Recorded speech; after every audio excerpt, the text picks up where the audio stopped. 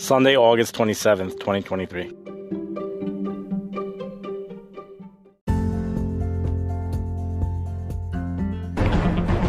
You're listening to Weather with Enthusiasm.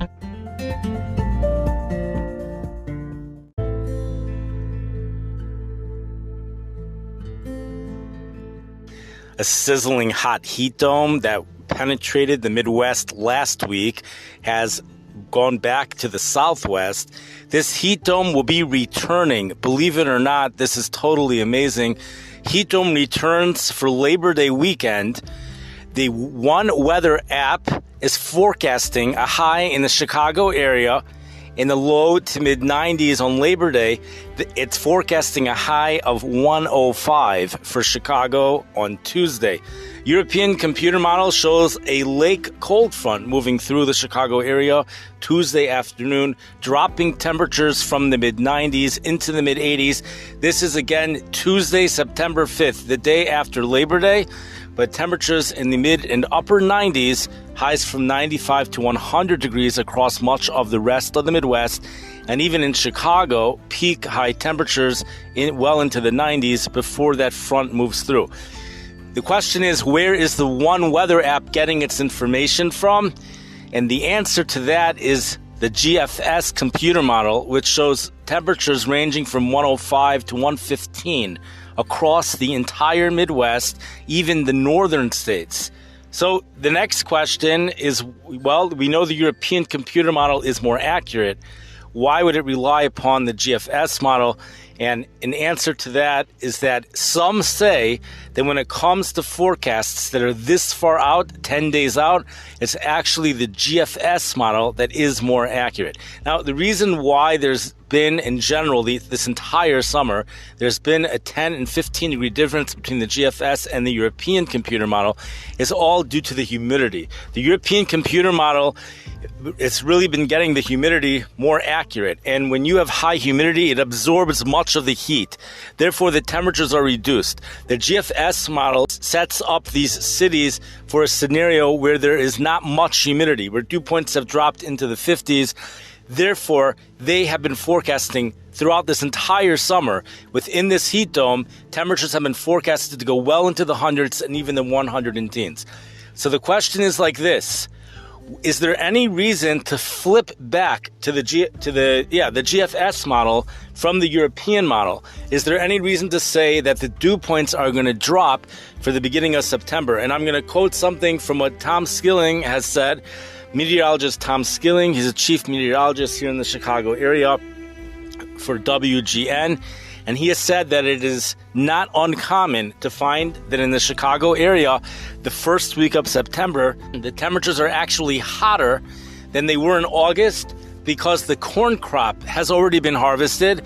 Therefore, the dew points go down and therefore the temperatures go up. So we leave off with that shocker, which this One Weather app not only is forecasting it, it even brings it up as the 3 tips for today.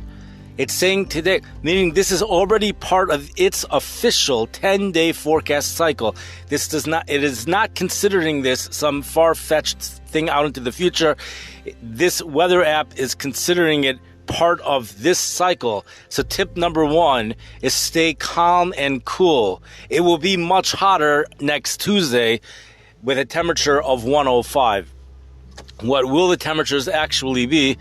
Well, there's no way to forecast a triple-digit heat like that this far in advance unless every model would be forecasting it. Then there's room to go along with it. But provided we have models, the European model is not forecasting triple-digit heat. It's close. But we'll go along with the European computer model for now. And the European computer model also shows a lake cool front moving through Tuesday afternoon, dropping those temperatures. That doesn't mean that's what's going to happen.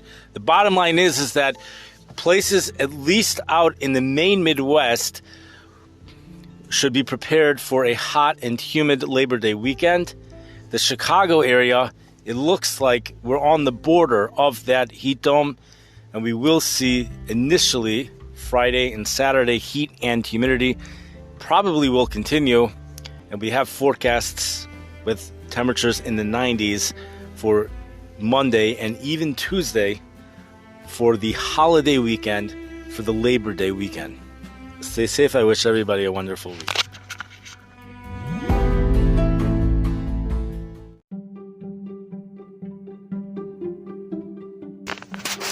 We're now going to read some weather headlines. NOAA, the National Weather Service, tells us that a hazardous heat wave will endure in parts of the southern U.S. until Monday. Unprecedented heat coupled with high humidity will result in heat indices nearing records across the mid-Mississippi Valley and the Gulf Coast. The Northwest and the desert Southwest are due for abnormally warm temperatures with active excessive heat warnings and advisories.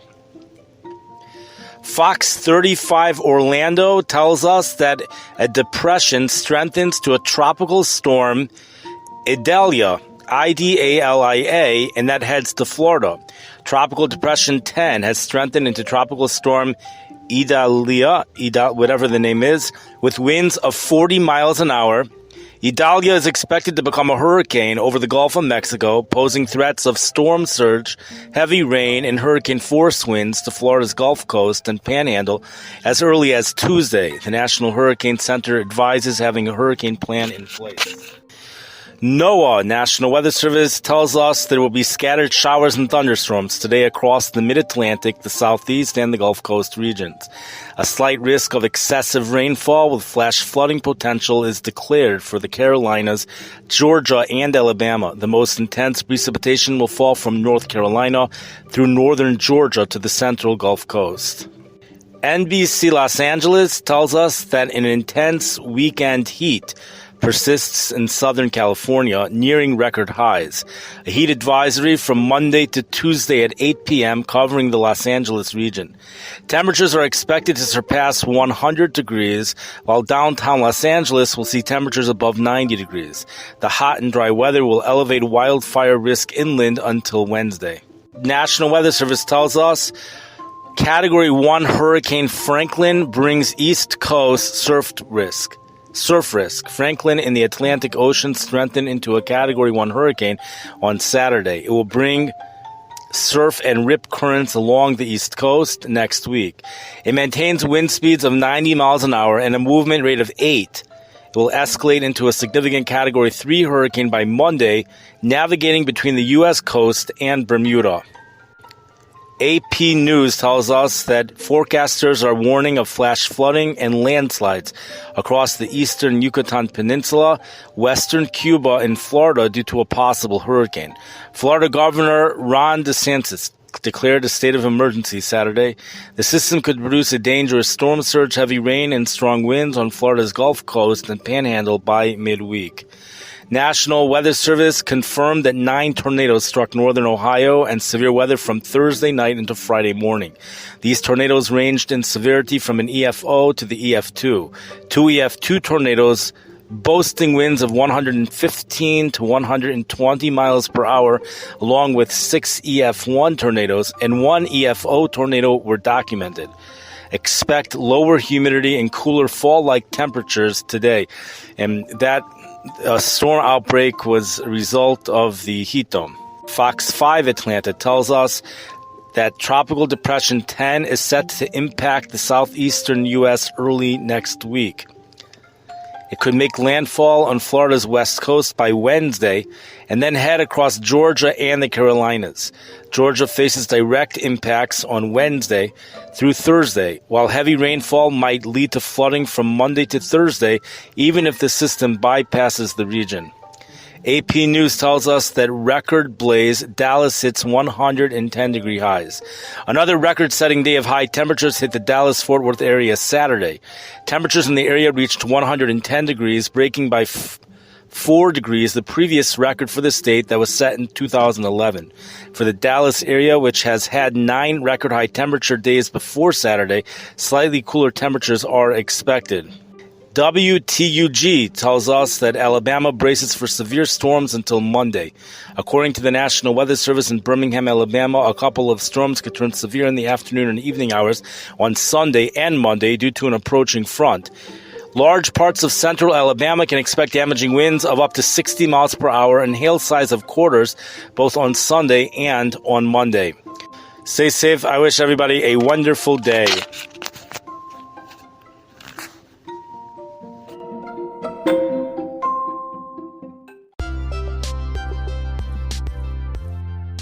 Quick weather outlook for this week here in the Chicago area.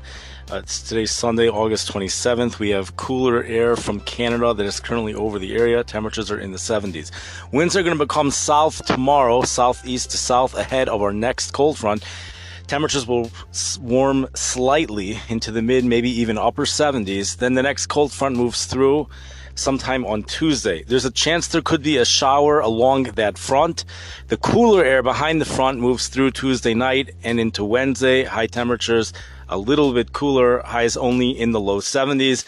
And then as that high pressure system swings around, temperatures or wind direction actually gradually becomes southerly, and temperatures start to warm a little bit Thursday. More significantly Friday, heat and humidity come back into the area Saturday through Tuesday.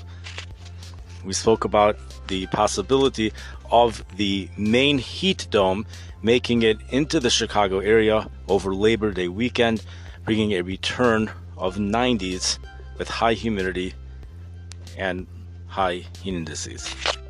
But for this week, just a beautiful week. Enjoy your week. The following is a cute little interview that was back from July.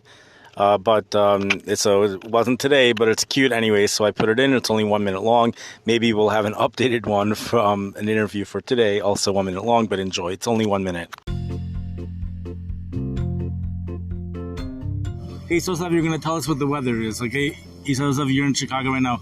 Do you think it's warm out?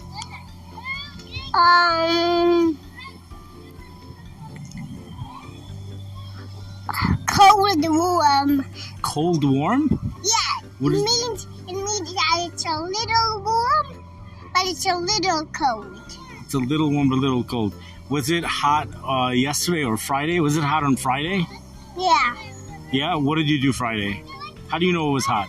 Did you go? Because I remember. You remember. Right, Friday was very hot. It was well into the 90s. I don't know how hot it was. It rained in the morning, it did. Then it became really humid, and at night it did, but in the afternoon it was really hot. In the night it was pouring, right? Right, pouring in Camo, right, and the winds was unbelievable. The thunder and lightning.